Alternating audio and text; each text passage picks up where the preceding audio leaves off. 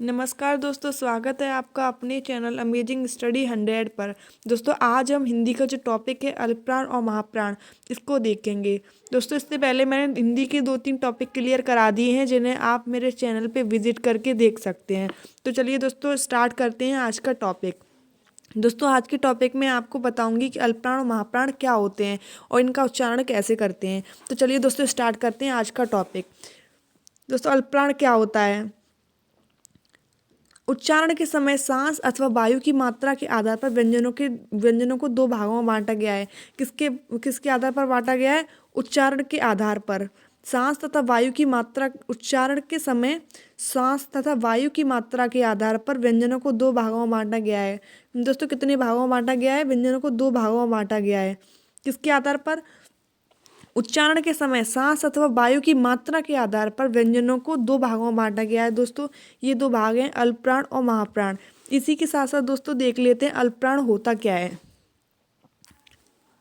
अल्पप्राण अल्पप्राण क्या होते हैं दोस्तों? अल्पप्राण, अल्प का मतलब होता है दोस्तों थोड़ा और प्राण का मतलब होता है हवा, वायु।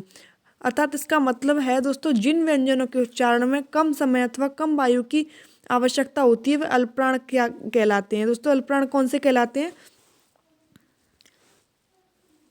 जिन व्यंजनों के उच्चारण में कम समय तथा कम वायु की आवश्यकता होती है वे अल्पप्राण कहलाते हैं। यानी कि हम जिन भी व्यंजनों का उच्चारण करते हैं तो उन व्यंजनों का उच्चारण करने के समय अगर हमें कम समय भी कम लग रहा है और वायु की मात्रा भी कम लग रही है तो वे हमारे अल्पप्राण कहलाते हैं। दोस्तों अल्पप्राण क्या कहलाते हैं? जिन व्यंजनों के उच्चारण के समय कम वायु तथा कम समय की मात्रा लगती है तो वे अल्पप्राण कहलाते हैं। दोस्तों इसी के साथ साथ देख लेते हैं कि अल्पप्राण होते क्या हैं। कौन कौन से वर्ण अल्पप्राण होते हैं?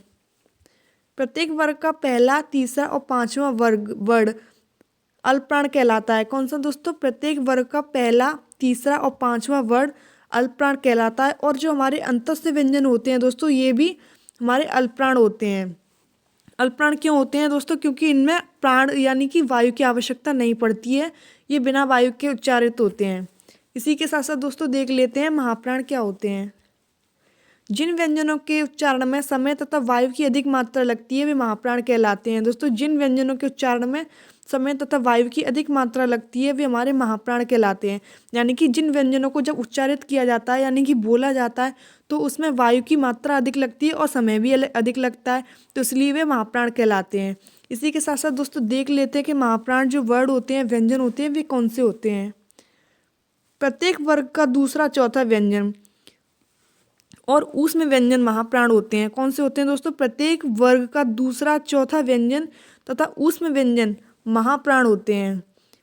और अल्पप्राण में क्या हो रहा था कि प्रत्येक वर्ग का पहला, तीसरा, पांचवा, यानी पहला हुआ, दूसरा छूटा, तीसरा हो गया, चौथा छूट गया, पांचवा हो गया, तो ये हमारे कौन से कहलाते हैं? अल्पप्राण कहलाते हैं। लेकिन महाप्राण में पहला नहीं होता, दूसरा होता है, तीसरा नहीं होता, चौथा होता है और जो तीन होते हैं वो ऊपर होते हैं। कुल मिला के बात ये है कि अल्पप्राण जो वर्ड होते हैं, व्यंजन होते हैं, वे हमारे होते हैं प्रत्येक वर्ग का पहला, तीसरा, पांचवा वर्ण अल्पप्राण होता है और दूसरा और चौथा वर्ण महाप्राण होता है।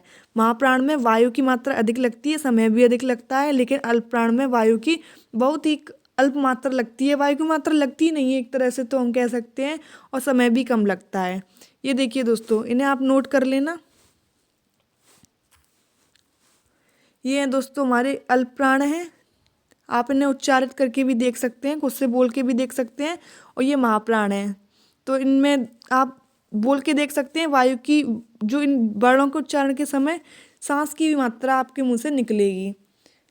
चलिए दोस्तों, मैं आशा करती हूँ आपको अल्पप्राण और महाप्राण अच्छे से समझ में आए होंगे। इसी के साथ साथ वीडियो समाप्त करते हैं और इसके बाद मैं आपको नेक्स्ट टॉपिक में नया पार्ट लेकर आऊँगी। तो चलिए दोस्तों वीडियो समाप्त करते हैं। थैंक यू दोस्तों।